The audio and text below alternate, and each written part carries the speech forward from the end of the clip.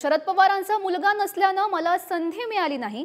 शिरूरमधील सभेत अजित पवार यांनी हे मोठं वक्तव्य केलंय। मी साहेबांचा मुलगा असतो तर संधी मिळाली असती असंही ते म्हणतायत। महत्त्वाची बातमी आपण पाहतोय। तर शरद पवारांचा मुलगा नसल्याने मला संधी मिळाली नाही आणि शिरूरमधील सभेत अजित पवार यांनी हे मोठं वक्तव्य केलंय।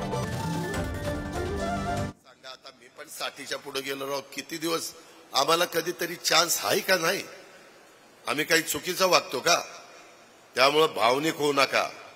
तुमचे प्रश्न तुम्ही बारामतीच्या पण लोकांना विचारा। आम्हाला पवार साहेब आमचं दैवत आहे त्याबद्दल दुमत नाही, परंतु प्रत्येकाचा काळ असतो। कुठेतरी 80 वर्षाच्या पुढे गेल्यानंतर नवीन लोकांना संधी द्यायला पाहिजे। केंद्रकरांनो, मी जर साहेबांचा मुलगा असतो तर मला संधी मिळाली असती का नाही? असती का नाही? मिळालीच असती।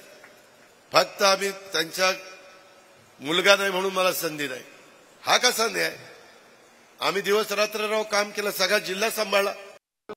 अजित पवार असं म्हणाले की मी जर शरद पवारांचा मुलगा असतो तर मला संधी मिळाली असती। ते तर स्पष्टच आहे। त्यात त्यांनी जे सांगितले काय आश्चर्य आहे का?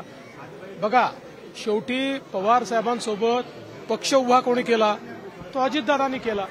पण शेवटी त्यांना बाहेर का निघावं लागलं? त्यांच्या लक्षात आलं की आपल्याला पक्षामध्ये आपल्याला स्थान मिळणार नाही, स्थान पवार साहेब सुप्रियाताईंनाच देतील, त्यामुळेच ते बाहेर पडले।